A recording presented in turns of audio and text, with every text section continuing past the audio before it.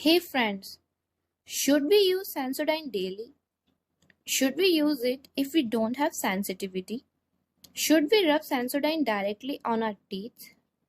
Sensodyne has various variants, and the answers of all these questions lies on which variant you are using.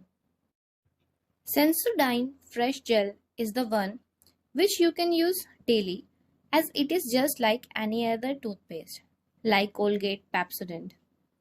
Sensodyne Rapid Relief is the one which you should use when you have pain or sensitivity on your teeth, but you should not use it on daily basis or regularly.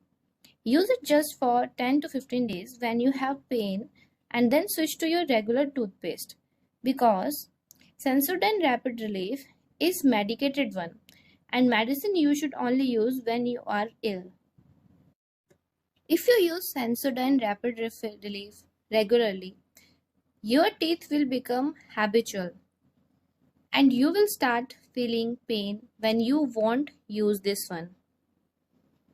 Also, to rub directly on the teeth, only Sensodyne Rapid Relief is recommended because it can only give you medicated treatment. That's it guys. Hope your all doubts are clear in the end of this video. See you soon with another useful video. Thank you.